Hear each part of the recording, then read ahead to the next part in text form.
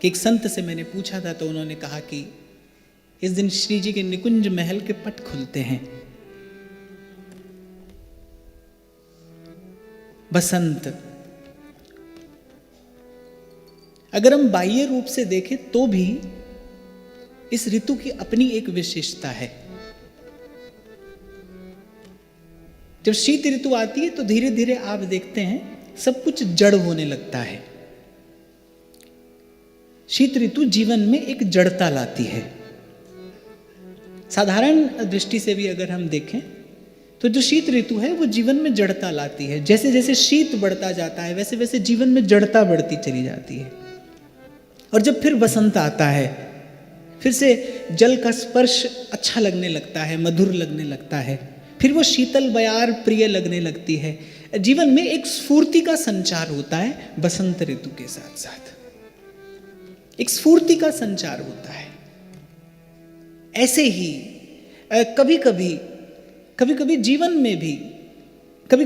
में भी प्रारब्ध से, परिस्थिति से, किसी अन्य कारण से जड़ता आती है और फिर वो जड़ता बढ़ती चली जाती है। फिर जीवन में भी कभी कोई प्रभु के प्रेम की, कभी कोई भगवत भाव की शीतल बयार लेकर आए, तब जीवन में भी उर अंतर में भी बसंत आता है। और मुझे ऐसा लगता है ऐसा बसंत जीवन में तभी आता है जब कोई संत आता है। और मुझसे कोई पूछे तो मुझे लगता है कि इस जीवन में संत के आगमन के अतिरिक्त सब कुछ पतझड़ ही पतझड़ जैसा तो है। जीवन का क्षय हो रहा है, तन का क्षय है, बुद्धि का क्षय है, साधन का क्षय है। आप देखो जो कुछ आज हाथ में है वो धीरे धीरे समाप्त ही तो हो रहा है। विचार करो, चिंतन करो तो देखो सब कुछ जा ही रहा है, बस केवल जा रहा है। तो जो स्फूर्ति है, वो जो उल्लास है, उत्साह है, वो कौन लेकर आता है जीवन में? कौन आशा जगाता है? कौन विश्वास की डोर प्रभु से बांधता है? संत आता है। संत ही ये संदेशा लेकर आता है। तो मुझे तो लगता है इस जीवन में और कोई ऋतु है ही नहीं। इस जीवन में केवल पतझड़ ही पतझड़ है। जैसे ही जीवन का आरंभ होता है वैसे ही उसका क्षय आरंभ हो जाता है। मन का बिखरना, तन धन साधन का धीरे धीरे जरा जीर्ण होते चले जाना, जीवन में पतझड़ ही है। केवल संत है। जब वो आता है ना तब बसंत आता है।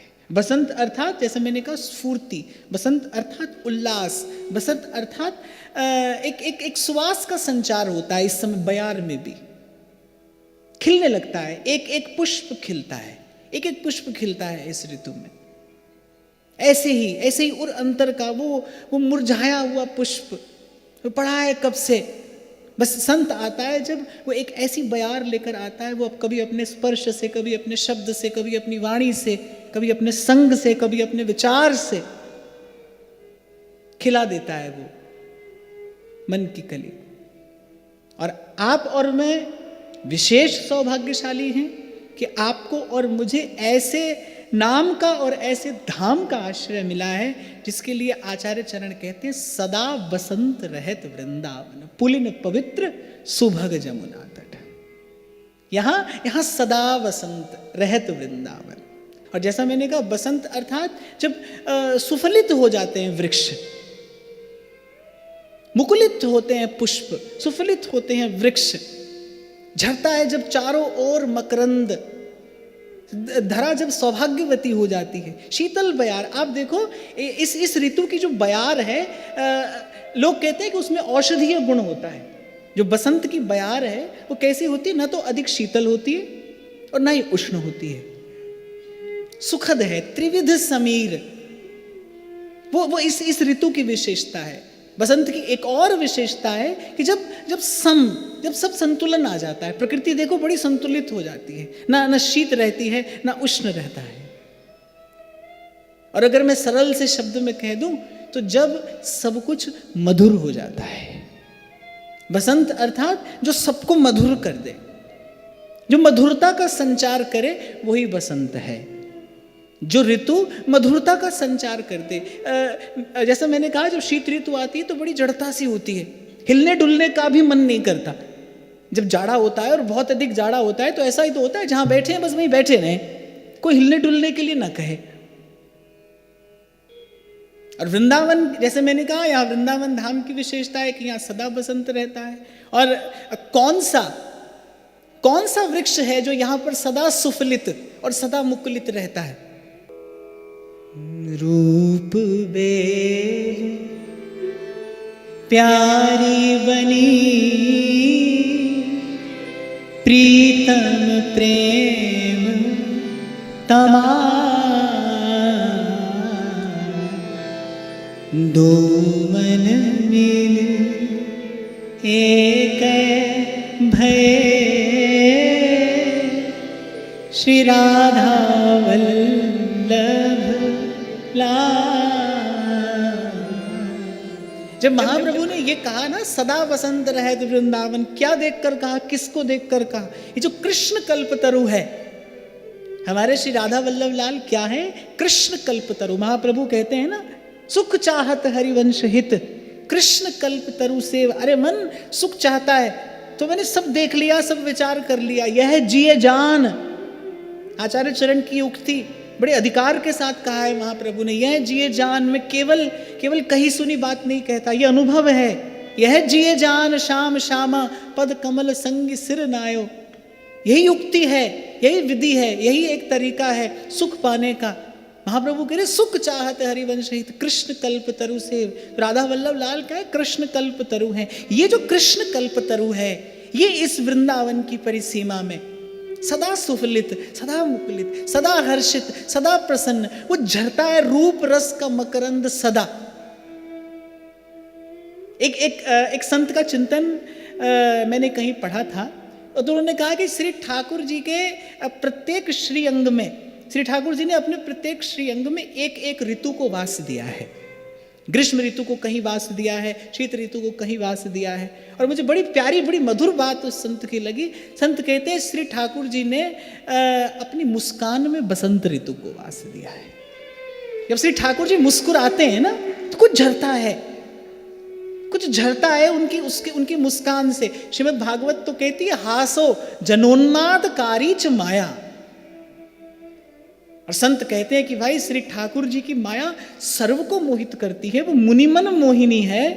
भगवान की माया सबको मोहित करती है। और जी जो श्री कृष्ण का हास है, जो श्री ठाकुर जी का हास है, वो माया को भी मोहित करने वाला है। तो कभी मन बड़ा विचलित होता हो ना, कभी मन बड़ा विचलित होता हो, नहीं होता हो मन स्थिर, तो राधा वल्लभ लाल की वो जो मधुर मधुर मंद मंद मुस्कान है ना, उसका ध्यान करना चाहिए, उसका दर्शन करना चाहिए। श्री ठाकुर जी की जो मुस्कान है, वो माया को भी मोहित करने वाली है।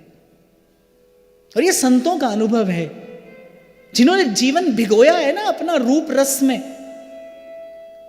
अपने सौभाग्य के परिपाक से, प्रभु की कृपा से जिन्होंने भिगो दिया है अपने तन मन प्राणों को प्रिया प्रीतम के रूप रस में। ये उनके शब्द में आपको बता रहा हूं, ये उनका अनुभव है कि कभी बड़ा विचलित होता हो मन, बड़ा अस्थिर हो जाता हो मन, कुछ ना करे, केवल राधा वल्लभ लाल की उस मंद मधुर मुस्कान का ध्यान करे।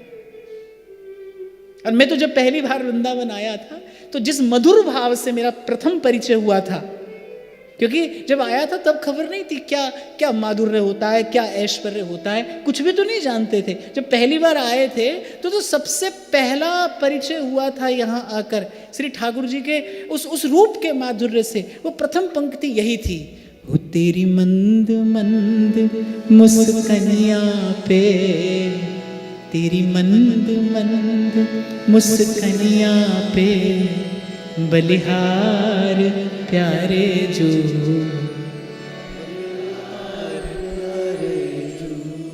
और यहां प्रिया प्रीतम सदा मुस्कुराते। अच्छा, श्री कृष्ण भी वृंदावन की सीमा में ही सदा मुस्कुराते हैं, सदा मुस्कुरा सकते हैं। क्यों? क्योंकि सतत श्री जी का संग सानिध्य उन्हें प्राप्त है। और ये जो वृंदावन का मधुर वैभव है, क्यों रहता है वृंदावन में सदा बसंत? क्यों कहा महाप्रभु ने ऐसा? तो मैंने कहा ना, महाप्रभु ने ऐसा कहा कृष्ण कल्पतरु का दर्शन करके। ऋतु कौन सी है? कौन सी ऋतु चल रही है, ये बहती बयार से और प्रकृति को देखकर ही तो इसका अनुमान लगाया जाता है। गर्मी आती है तो चलती लू बताती है ना कि भाई ग्रीष्म ऋतु है, तो प्रकृति को देखकर ही तो ऋतु का अनुमान लगाया जाता है। तो महाप्रभु किसको देखकर, किसका दर्शन करके कह उठते हैं सदा बसंत रहे तो वृंदावन, इस कृष्ण कल्पतरु को देखकर। रूप बेल प्यारी बनी प्रीतम प्रेम तमाल, और दो मन मिले एक है भाई राधा वल्लभ लाल। महाप्रभु देखते हैं हाँ भाई इस कृष्ण कल्पतरु पर सदा बसंत है, ये सदा झरता है अपने अपने रूप का रस।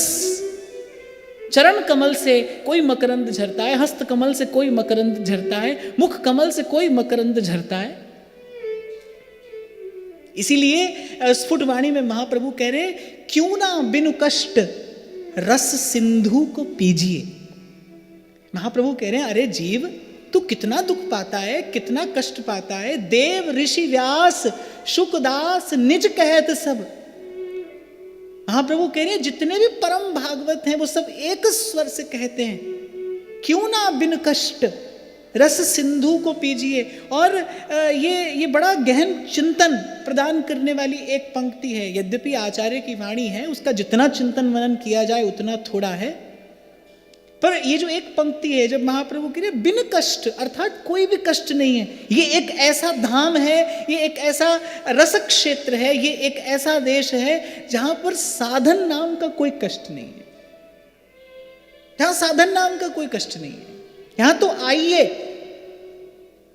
यहां तो आइए और बह रहा है वो रूप का रस। श्री राधे त्वत्पदाब्जात स्रवती निरवधि प्रेम पीयूष कोटि।